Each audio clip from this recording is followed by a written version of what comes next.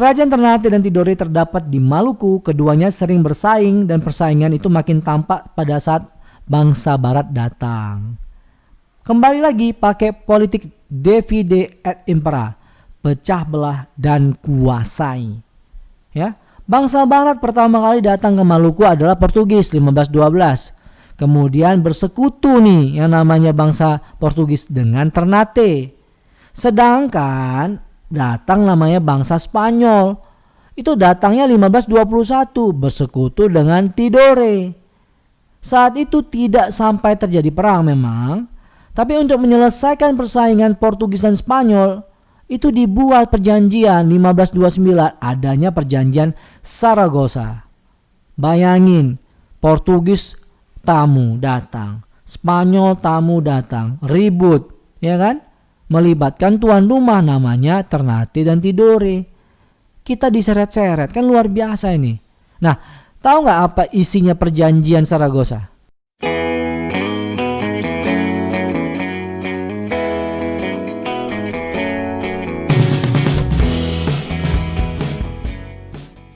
Jika teman-teman suka dengan video ini, bantu kami untuk membangun channel ini dengan cara like, share, comment, and subscribe.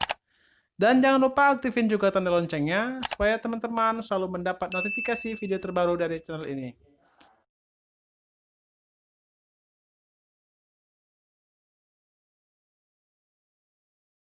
Assalamualaikum warahmatullahi wabarakatuh. Selamat datang di Bimbel Online Konstanta. Apa kabar Sobat Konstanta semua? Semoga dalam keadaan baik dan sehat, dan tetap semangat untuk mempelajari materi-materi persiapan seleksi kemampuan dasar, sekolah kedinasan ataupun tes CPNS. Ya, masih semangat kan? Nah, teman-teman semuanya, hari ini kita akan bicara tentang sejarah Indonesia. Sebuah materi yang sangat luar biasa cakupannya. Tapi sebelum itu, seperti biasa, jangan lupa like, komen, dan share, dan pastinya untuk subscribe dan membunyikan lonceng agar setiap kali Bimbel Konstanta mengupload video-video terbarunya, kamu akan mendapatkan notifikasi secara langsung. Sehingga kamu tidak pernah ketinggalan materi-materi yang update dalam persiapan tes kemampuan dasar dalam seleksi sekolah kedinasan dan tes CPNS. Oke teman-teman semuanya, kita coba masuk ke materi sejarah Indonesia. Sejarah Indonesia tidak lepas dari sejarah kerajaan-kerajaan. Sebelum Republik Indonesia terbentuk, maka kekuasaan politik, kekuasaan sosial, bahkan otoritas agama terletak pada kerajaan-kerajaan. Nah, masa kerajaan-kerajaan di fase yang pertama adalah masa kerajaan-kerajaan Hindu-Buddha. Nah, di sini kita mau cerita tentang proses masuk dan berkembangnya agama serta kebudayaan Hindu-Buddha di Indonesia. Nah, kebudayaan Hindu-Buddha masuk dari Hindia menuju Indonesia dikarenakan adanya hubungan perdagangan antar negara. Hasil alam Indonesia yang sangat melimpah menyebabkan negara ini sangat diminati oleh negara lain untuk menjalin kerjasama perdagangan, termasuk dengan India. Hubungan perdagangan internasional ini telah berlangsung sekitar abad ke-5 Masehi. Nah teman-teman, Sobat Konstanta semuanya, sejarah Indonesia terkait teori masuk dan berkembangnya kebudayaan Hindu-Buddha itu ada beberapa poin. Yang pertama adalah teori Brahmana yang dikemukakan oleh Van Leur. Ini bacanya Van Leur atau Van Leur, yang menyatakan bahwa agama Hindu masuk ke Indonesia disebarkan oleh para pendeta. Sementara teori yang kedua adalah teori ksatria, di mana oleh Majumdar, Mukriji, dan Nehru, ketiga orang ini berpendapat bahwa masuknya agama Hindu ke Indonesia disebarkan oleh para prajurit yang melakukan ekspansi atau perluasan wilayah. Nah, teori yang ketiga adalah teori Waisya, dikemukakan oleh Krom. Ia punya pendapat bahwa agama Hindu masuk ke Indonesia dibawa oleh para pedagang. Sedangkan ada namanya teori nasional dikemukakan oleh F.D.K. Box. Ia berpendapat bahwa bangsa Indonesia sendirilah yang sangat berperan aktif dalam penyebaran agama ini di Indonesia, yang kemudian disebarkan sampai ke negara-negara lain. Dalam perkembangan tradisi Hindu-Buddha telah terjadi namanya akulturasi. Akulturasi ini adalah perpaduan dua budaya di mana kedua unsur kebudayaan bertemu, dapat hidup berdampingan dan saling mengisi. Ya. Jadi dia tidak menghilangkan unsur-unsur budaya asli. Nah, kebudayaan Hindu-Buddha yang masuk ke Indonesia tidak diterima begitu saja, melainkan melalui proses pengolahan dan penyesuaian dengan kondisi kehidupan masyarakat di Indonesia tanpa menghilangkan unsur-unsur asli. Dari beberapa perkembangan, ingat ya, itu memberikan dampak kepada banyak hal termasuk seni bangunan atau arsitektur.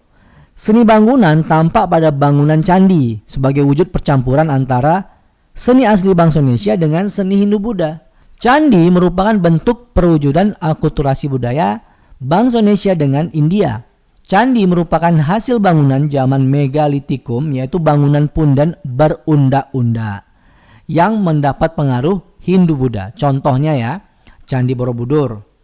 Pada candi disertai pula berbagai macam benda yang ikut dikubur yang disebut bekal kubur, sehingga candi juga berfungsi sebagai makam, bukan semata-mata sebagai rumah dewa.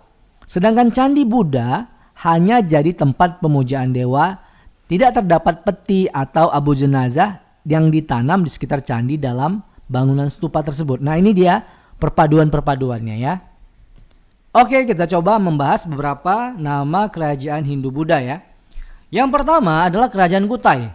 Kutai Martadipura adalah kerajaan bercorak Hindu di Nusantara yang memiliki bukti sejarah tertua. Berdiri sekitar abad keempat, kerajaan ini terletak di Muara Kaman, Kalimantan Timur, tepatnya di hulu Sungai Mahakam. Nama Kutai diberikan oleh para ahli mengambil dari nama tempat ditemukannya prasasti yang menunjukkan eksistensi kerajaan tersebut. Tidak ada prasasti yang secara jelas menyebutkan nama kerajaan ini, dan memang sangat sedikit informasi yang bisa kita peroleh. Nah, berikutnya adalah Kerajaan Tarumanegara. Tarumanegara atau Kerajaan Taruma adalah sebuah kerajaan yang pernah berkuasa di wilayah barat Pulau Jawa pada abad ke-4 hingga abad ke-7 Masehi.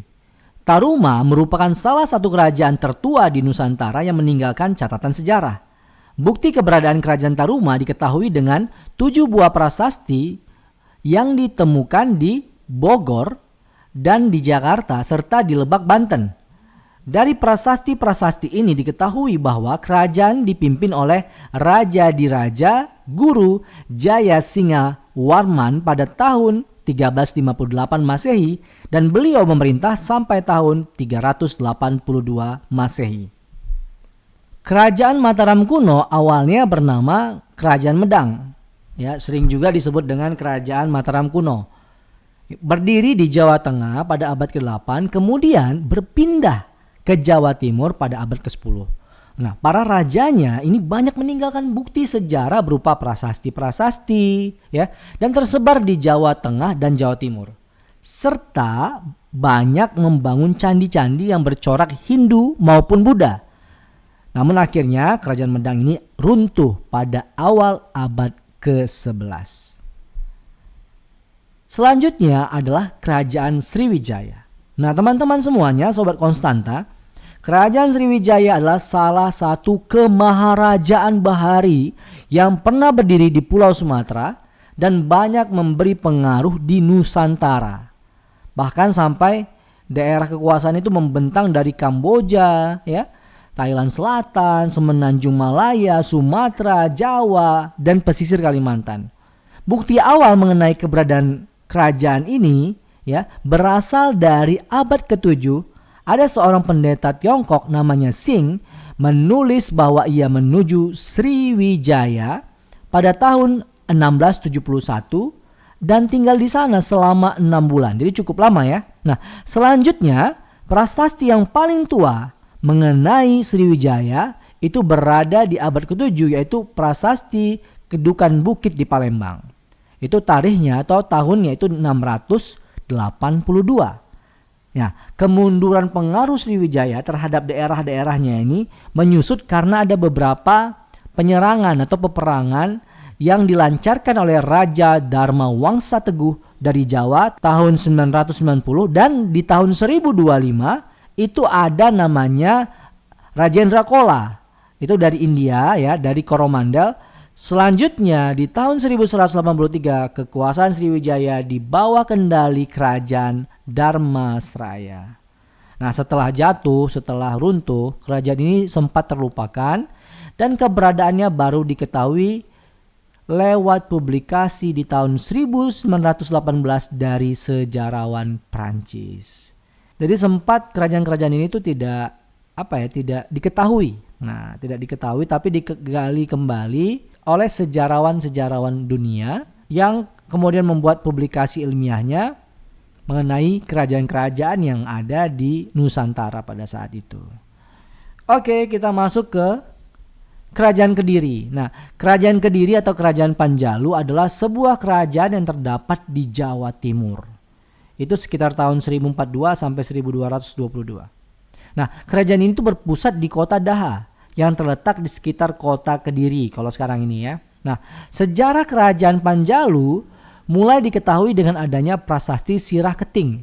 Itu sekitar tahun 1104 ya, atas nama Sri Jayawarsa. Nah, Kerajaan Panjalu di bawah pemerintahan Sri Jayabaya berhasil menaklukkan Kerajaan Janggala dengan semboyan yang sangat terkenal dalam prasasti Ngantang, yaitu Panjalu Jayati atau Panjalu Menang.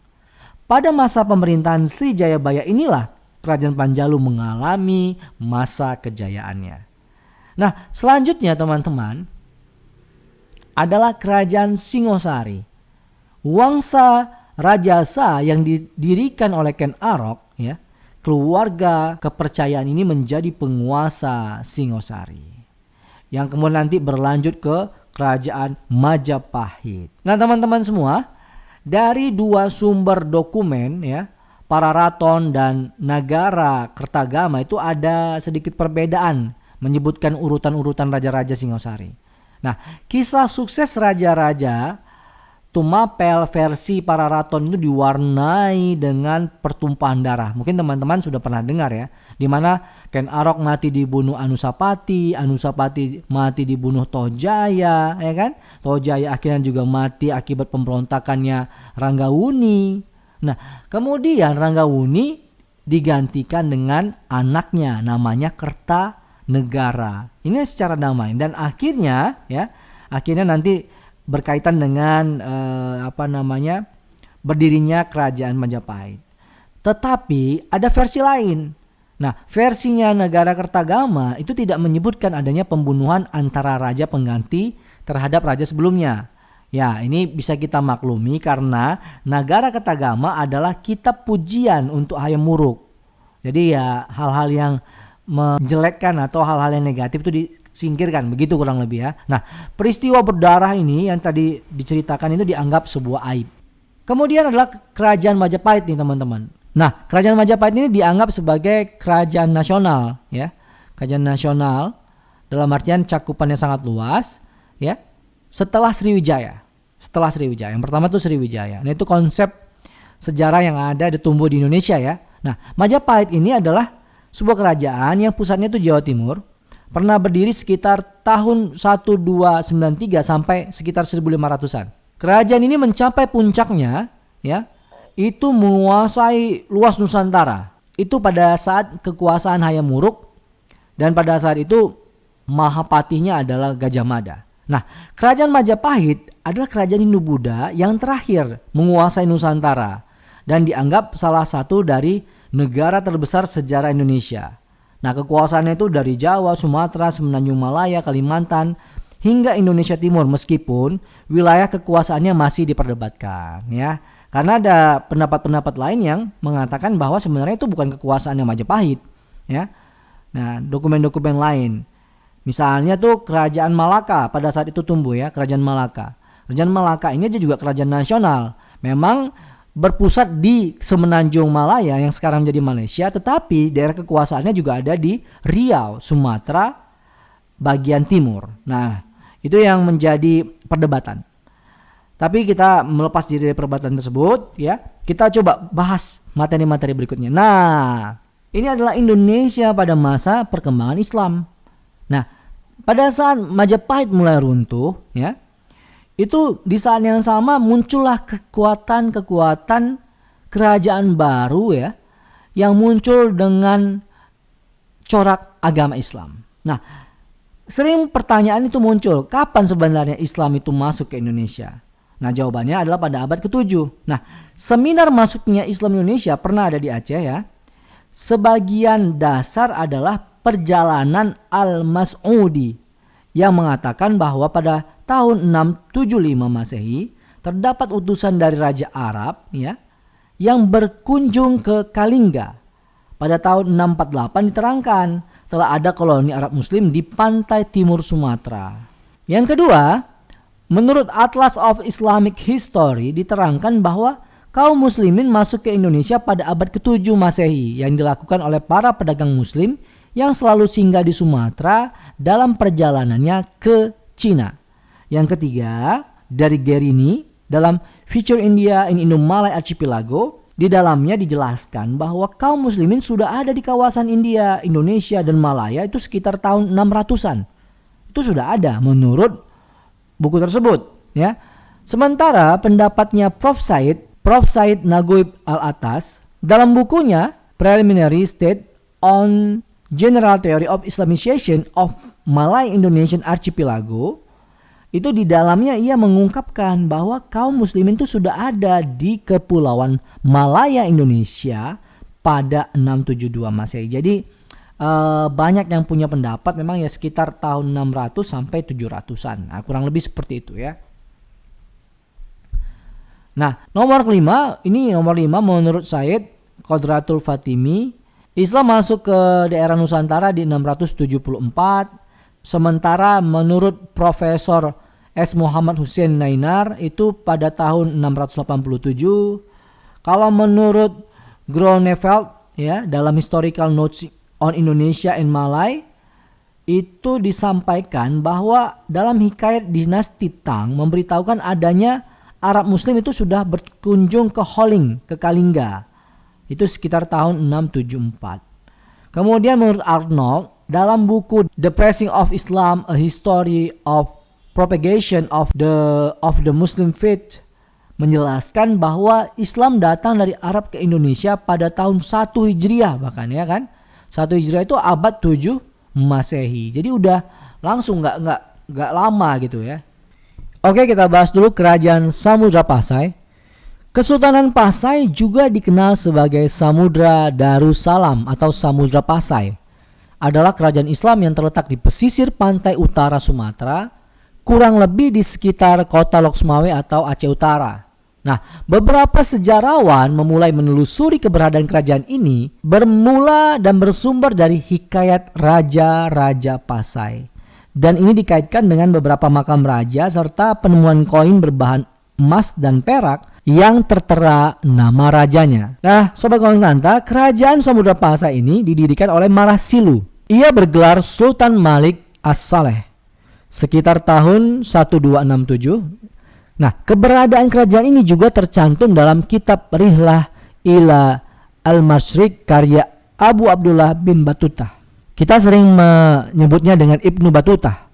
Ya, beliau adalah seorang musafir, seorang petualang, ya, seorang explorer dari Maroko. Beliau dari Maroko atau Maghrib, ya, sebuah wilayah di Afrika Utara di pantai yang paling barat. Nah, Ibnu Battuta ini pernah singgah ke negeri Samudra Pasai pada tahun 1345. Nah, Kesultanan Pasai emang akhirnya runtuh juga karena serangan dari Portugis pada tahun 1521. Selanjutnya adalah Kerajaan Aceh. Nah, Kerajaan Aceh ini agak berbeda dengan Kerajaan Samudra Pasai, ya, berbeda ya, tetapi punya hubungan, ya. Hubungannya emang secara teritori. Nah, Kesultanan Aceh Darussalam ini merupakan suatu kerajaan Islam yang pernah berdiri di Provinsi Aceh. Kesultanan Aceh terletak di Pulau Sumatera dengan ibu kota Kota Raja atau Kuta Raja. Hari ini namanya Banda Aceh. Dengan sultan pertamanya adalah Sultan Ali Muqayyad Shah yang dinobatkan pada hari Ahad 1 Jumadil Awal 913 Hijriah atau pada tanggal 8 September 1507. Dalam sejarahnya yang sangat panjang, ya, sampai 4 abad lebih, Aceh telah mengukir masa lampaunya dengan begitu megah dan menakjubkan, terutama karena kemampuannya dalam mengembangkan pola dan sistem pendidikan militer. Dan kerajaan Aceh ini memang memiliki hubungan erat dengan Khalifah Utsmaniyah di Turki. Nah, kerajaan Aceh juga memiliki komitmen yang luar biasa untuk menentang imperialisme bangsa Eropa. Nah, kerajaan Aceh juga memiliki komitmen yang luar biasa kuat dalam menentang imperialisme bangsa Eropa. Dan ingat juga, sistem pemerintahan kerajaan Aceh ini sudah sangat teratur dan sistematik. Dan kelebihan kerajaan Aceh pada saat itu adalah kerajaan Aceh mewujudkan pusat-pusat pengkajian ilmu pengetahuan, ya, hingga mereka juga memiliki kemampuan dalam menjalin hubungan diplomatik internasional dengan negara-negara lain. Nah, Sobat Konstanta, selain itu ada juga kerajaan Demak. Ya, Kesultanan Demak atau kerajaan Demak adalah kerajaan Islam pertama dan terbesar di pantai utara Jawa. Menurut tradisi Jawa, Demak sebelumnya merupakan kadipaten dari kerajaan Majapahit. Awalnya seperti itu. Kemudian muncul sebagai kekuatan baru yang mewarisi legitimasi dari kebesaran Majapahit. So, ya bisa dikatakan kerajaan Demak ini adalah Majapahitnya Islam, kurang lebih seperti itu. Nah, kerajaan ini tercatat sebagai pelopor penyebar agama Islam di Pulau Jawa dan Indonesia pada umumnya. Walau tidak berumur panjang dan segera mengalami kemunduran karena terjadi perebutan kekuasaan di antara kerabat-kerabat kerajaan. Pada tahun 1568, kekuasaan Demak beralih ke kerajaan Pajang yang didirikan oleh Jaka Tingkir atau Joko Tingkir. Salah satu peninggalan bersejarah kerajaan Demak adalah Masjid Agung Demak, ya, yang menurut tradisi katanya didirikan oleh Wali Songo. Nah, lokasi Keraton Demak pada masa itu berada di tepi laut, berada di Kampung Bintoro. Nah, saat ini telah menjadi kota Demak di Jawa Tengah. Saat ini daerah tersebut sudah menjadi kota Demak di Jawa Tengah di kondisi modern saat ini, ya. Oke, kita lanjut. Ada juga namanya Kerajaan Banten. Nah, Kesultanan Banten merupakan sebuah kerajaan Islam yang pernah berdiri di Provinsi Banten. Saat ini namanya Provinsi Banten. Yaitu di tahun 1526. Ketika kerajaan Demak memperluas pengaruhnya ke kawasan pesisir barat Pulau Jawa dengan menaklukkan beberapa kawasan pelabuhan, kemudian menjadikannya sebagai sebuah pangkalan militer. Adalah Maulana Hasanuddin, putra Sunan Gunung Jati, berperan dalam penaklukan tersebut. Setelah penaklukan tersebut, Maulana Hasanuddin mendirikan benteng pertahanan yang dinamakan Surosowan, yang kemudian menjadi pusat pemerintahan. Hampir sekitar 3 abad, Kesultanan Banten mampu bertahan, bahkan mencapai kejayaan yang luar biasa. Yang di waktu bersamaan penjajah dari Eropa telah berdatangan mulai ke Banten, menanam pengaruhnya. Oleh karena itu muncullah perang saudara, persaingan dagang, ya, dengan kekuatan global, memperebutkan sumber daya, sumber perdagangan. Nah, kekuatan politik Kesultanan Banten akhirnya pun runtuh di tahun 1813 setelah sebelumnya Istana Surosowan dihancurkan di kota Intan. Nah, pada masa-masa akhir pemerintahannya, para Sultan Banten tidak lebih dari raja bawahan dari pemerintahan kolonial di Hindia Belanda. Oke, kita lanjut. Nah, teman-teman, Kerajaan Mataram tadi udah dengar ya, waktu pas kita bahas kerajaan Hindu-Buddha. Pada saat kita bahas kerajaan Hindu-Buddha kan ada namanya Mataram. Mataram kuno kan ada itu ya, atau Mataram Hindu. Nah, kerajaan Mataram ini ada lagi nomenklaturnya. Ya, nomenklaturnya itu muncul lagi Kerajaan Mataram ini didirikan oleh Sutowijoyo yang bergelar Panembahan Senopati. Ini adalah kerajaan Mataram Islam. Ya. Nah, kotanya itu di Kota Gede. Pengganti dari Panembahan Senopati adalah Raden Mas Jolang. Beliau gugur di daerah Krapyak sehingga disebut Panembahan Seda atau Sedo ya. Panembahan Seda atau Sedo, saya kurang tahu bacanya, mohon maaf. Krapyak ya. Nah dalam sejarah kerajaan Mataram ini raja terbesarnya adalah Sultan Agung. Sultan Agung itu namanya sebenarnya Raden Mas Rangsang. Ya, tapi lebih dikenal dengan Sultan Agung Mataram. Biasanya seperti itu kan kalau kita baca di nomenklatur. Nah, teman-teman, Sobat Konstanta, Sultan Agung ini punya cita-cita mempersatukan seluruh Jawa dan mengusir company waktu itu. VOC sebenarnya, Belanda ya, dari Batavia. Atau pada saat itu namanya daerah Sunda Kelapa. Nah, setelah Jawa Timur, Jawa Tengah, dan Cirebon itu berhasil dikuasai, ia berencana menyerang Batavia. Nah, serangan ini dilancarkan pada Agustus 1628 dan September 1629. Tapi sayangnya beliau gagal. Pada saat dilihat, dianalisa, kenapa sih gagal? Alasannya ada 4. Pertama, perbekalan. Kemudian perjantaan. Kemudian jarak Mataram ke Batavia atau ke Sunda Kelapa atau ke Jakarta itu sangat jauh.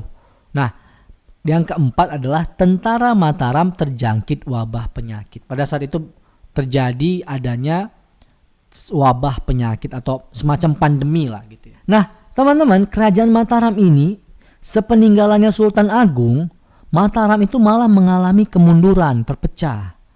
Ya, berdasarkan perjanjian Giyanti.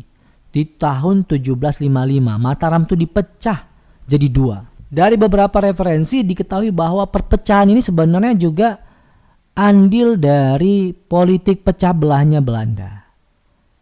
Selain memang sudah ada bara api di antara kerabat-kerabat di kerajaan. Nah, kerajaan Mataram ini akhirnya dipecah jadi Mataram Barat dan Mataram Timur. Yang barat itu Kesultanan Yogyakarta. Nah, yang timur namanya Surakarta. Ya. Kesultanan Yogyakarta diberikan kepada Mangkubumi dengan gelar Hamengkubuwono I. Sementara Surakarta diberikan kepada Pakubuwono III.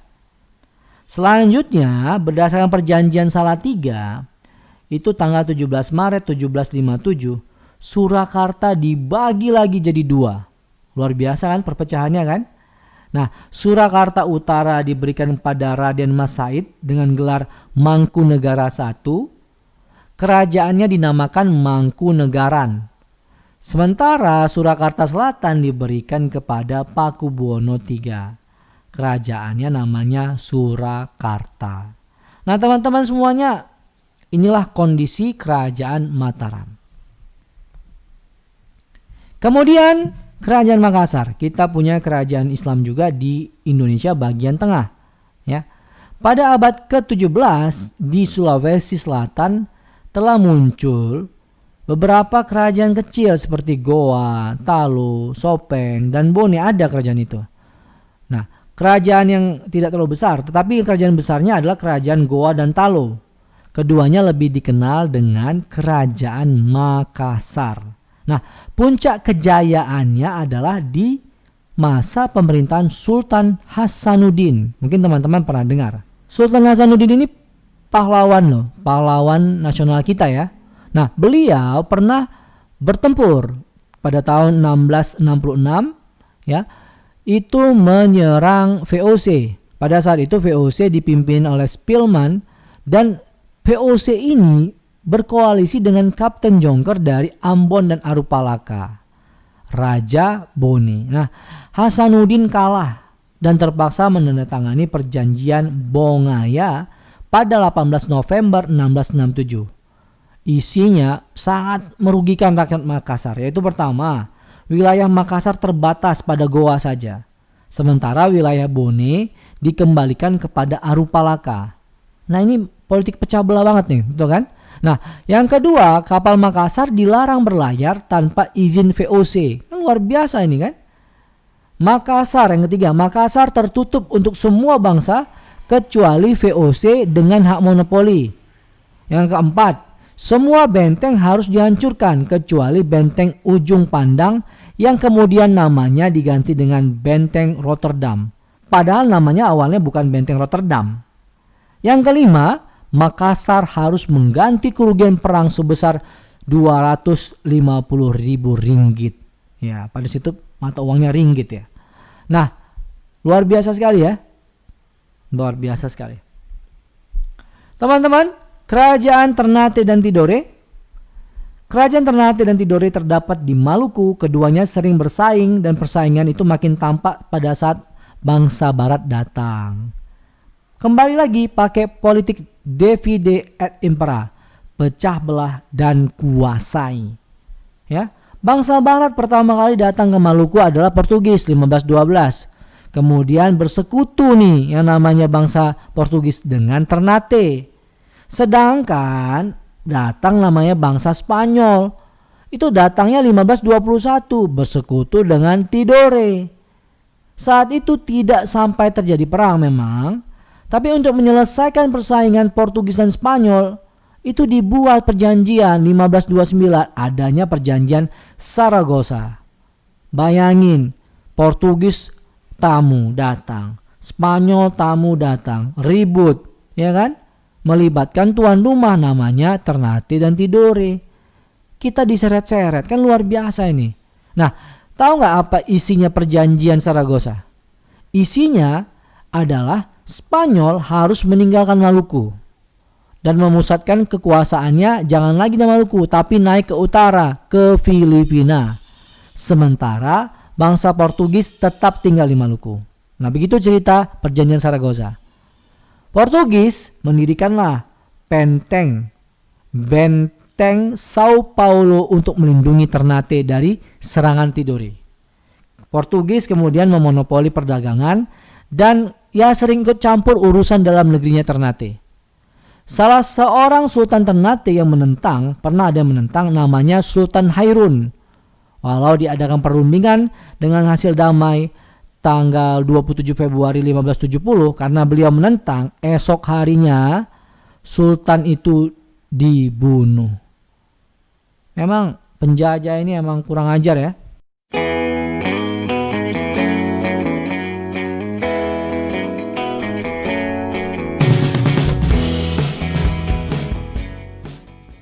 Oke Sobat Konstanta, kita bicara tentang aktivitas perjuangan dalam mempersiapkan kemerdekaan Indonesia.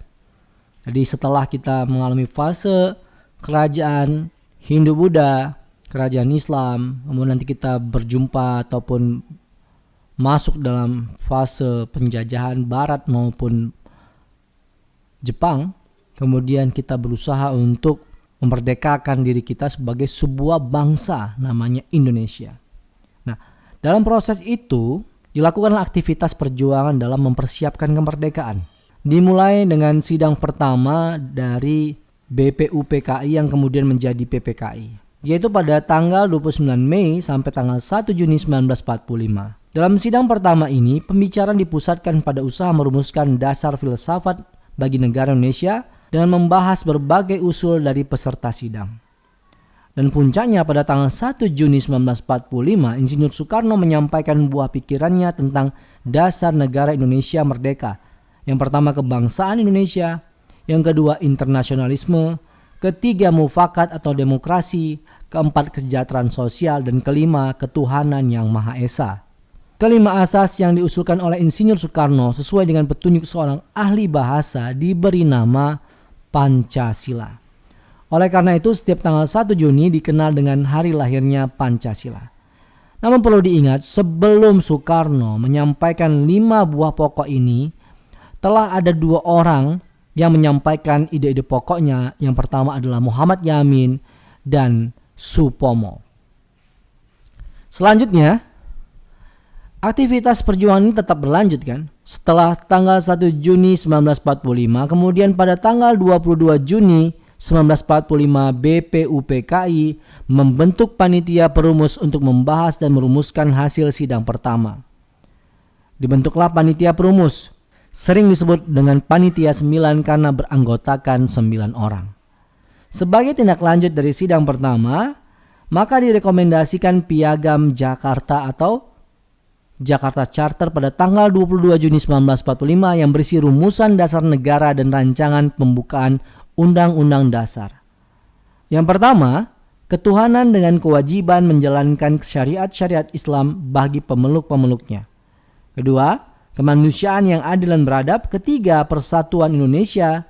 Keempat, kerakyatan yang dipimpin oleh hikmat kebijaksanaan dalam permusyawaratan perwakilan. Dan yang kelima adalah keadilan sosial bagi seluruh rakyat Indonesia. Nah, Piagam Jakarta atau Jakarta Charter ini kemudian mengalami perdebatan-perdebatan, ya.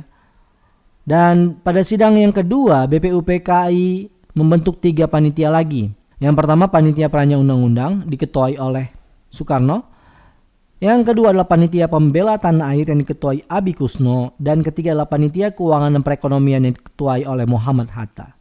Dalam rapat pleno tanggal 14 Juli 1945, BPUPKI menerima laporan panitia perancang Undang-Undang Dasar yang dibacakan Insinyur Soekarno. Yang pertama, 1. Pernyataan Indonesia Merdeka. 2. Pembukaan Undang-Undang Dasar. Dan yang ketiga adalah batang tubuh Undang-Undang Dasar.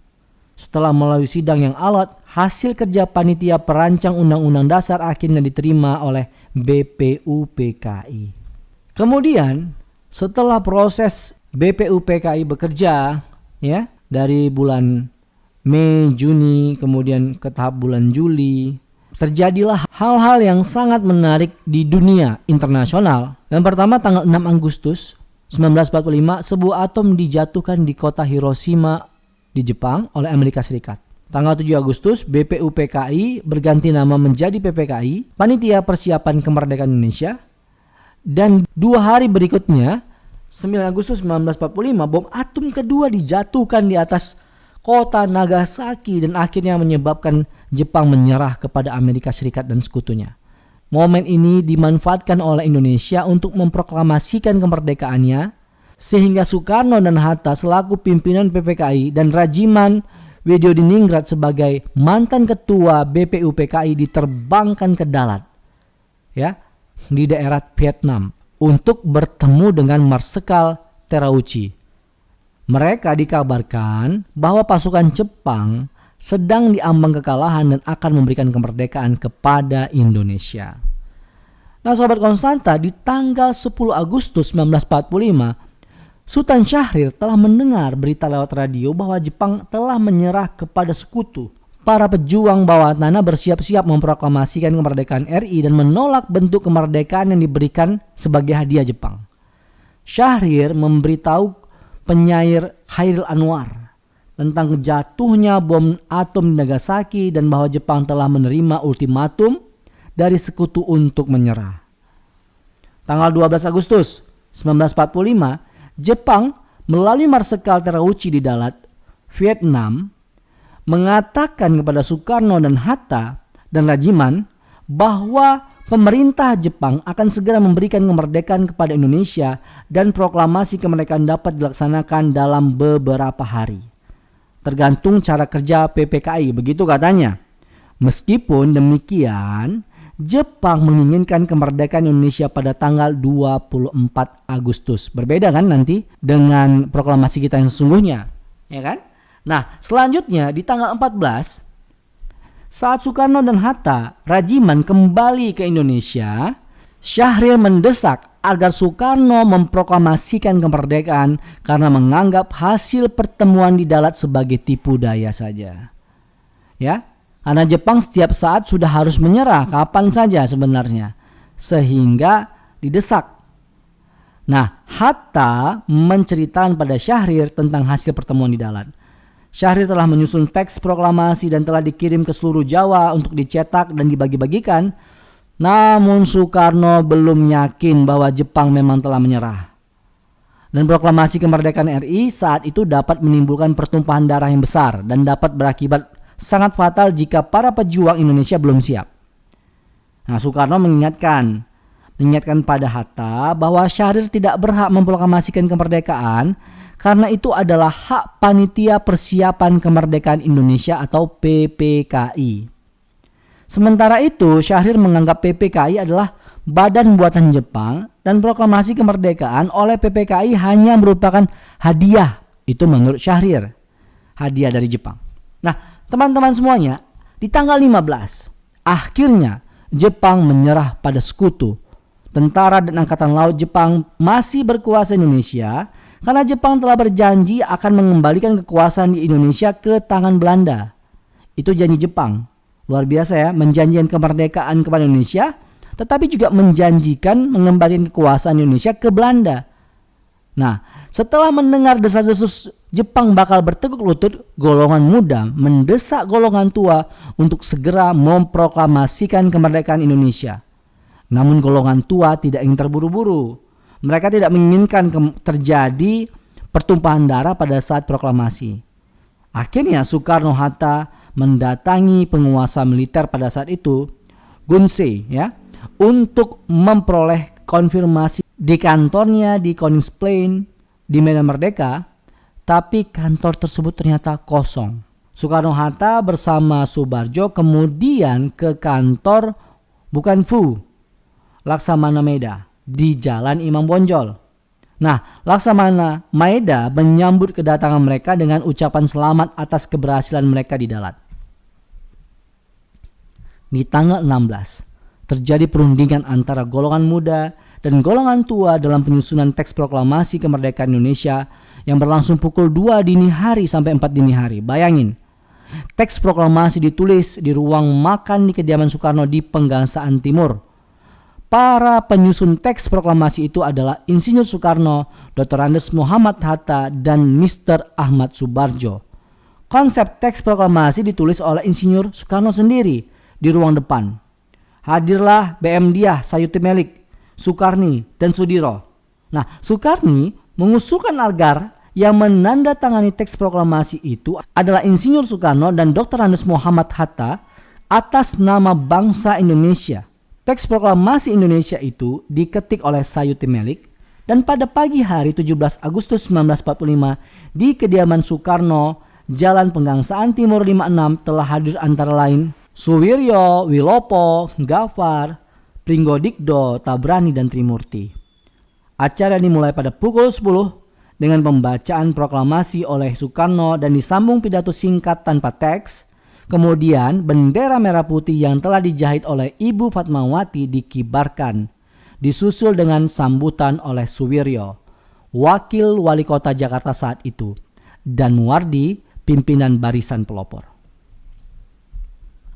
Kemudian di tanggal 18, PPKI mengambil keputusan mengesahkan dan menetapkan Undang-Undang Dasar sebagai dasar negara Republik Indonesia yang kemudian kita kenal dengan Undang-Undang Dasar 45 atau UUD 45. Dengan demikian terbentuklah pemerintahan Negara Kesatuan Indonesia yang berbentuk republik dengan kedaulatan di tangan rakyat dan dilakukan sepenuhnya oleh Majelis Permusyawaratan Rakyat yang akan dibentuk kemudian.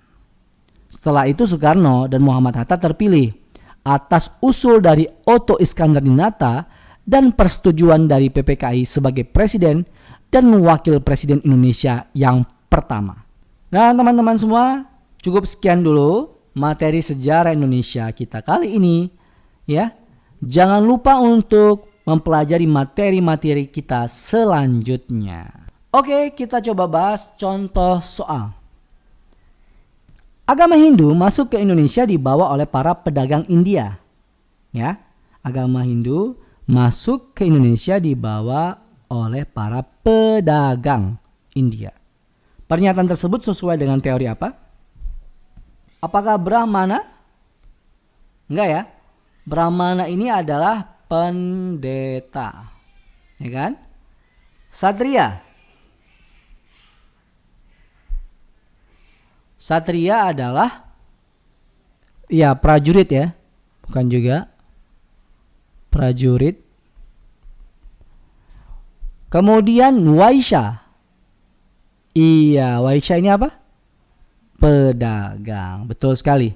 Jadi kunci jawabannya adalah Waisya. Waisya ini adalah para saudagar atau pedagang atau bisnismen gitu ya.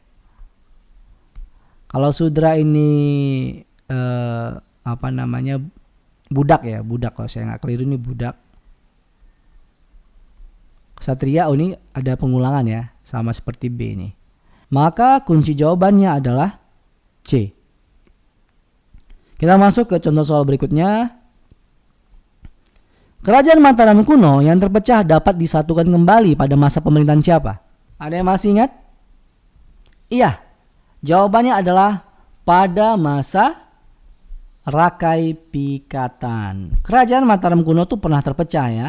Pernah terpecah yaitu dinasti Sanjay dan dinasti Sailendra pada masa pemerintahan Rakai Panangkaran. Nah, perpecahan kerajaan Mataram kuno dipersatukan kembali pada masa pemerintahan Rakai Pikatan melalui perkawinan antara Rakai Pikatan yang berasal dari dinasti Sanjaya dengan Pramodawardhani, dinasti Shailendra. Nah, soal berikutnya. Kerajaan Aceh Darussalam dapat menguasai kerajaan Samudra Pasai pada masa pemerintahan?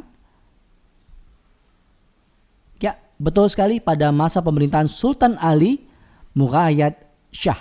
Nah, kerajaan Aceh itu baru bisa menguasai kerajaan Samudra Pasai pada masa pemerintahan Sultan Ali.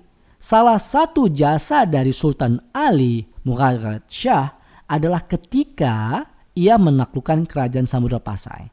Pada masa itu, kerajaan Samudra Pasai memang sudah diambang kehancuran dan kemudian disatukan oleh Sultan Ali dari kerajaan Aceh Darussalam di tahun 1524. Maka kunci jawabannya adalah D. Soal berikutnya. Pemberian nama Pancasila sebagai dasar negara diusulkan oleh pada saat tanggal 1 Juni 1945 ya. Itu oleh Insinyur Soekarno. Jadi Insinyur Soekarno pernah berpidato dalam rapat pertama Badan Penyelidik Usaha-Usaha Persiapan Kemerdekaan Indonesia atau BPUPKI. Dan beliau memberikan namanya Pancasila atau 5 dasar. Soal berikutnya, wilayah Republik Indonesia yang tidak diakui oleh Belanda berdasarkan Perjanjian Renville adalah, ada yang tahu? Iya, betul sekali ya.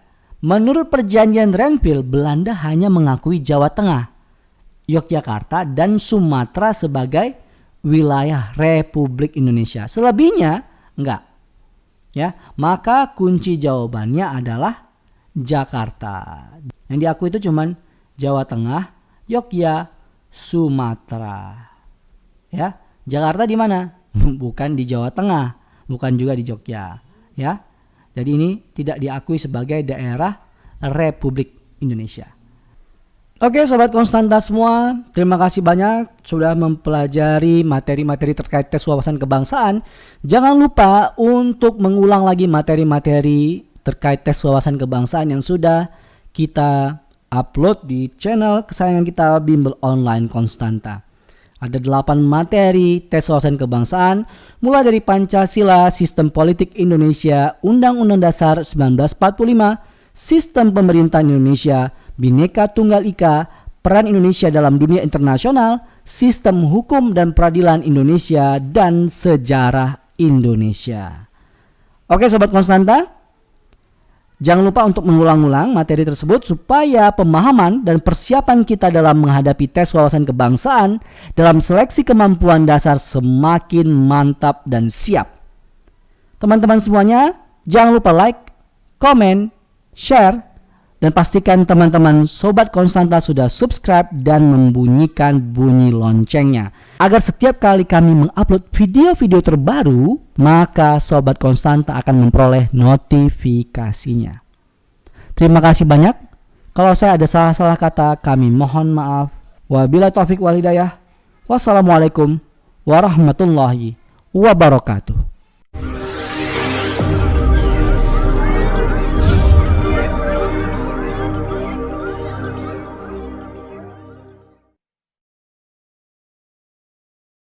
Jangan lupa tonton video kami yang lain ya.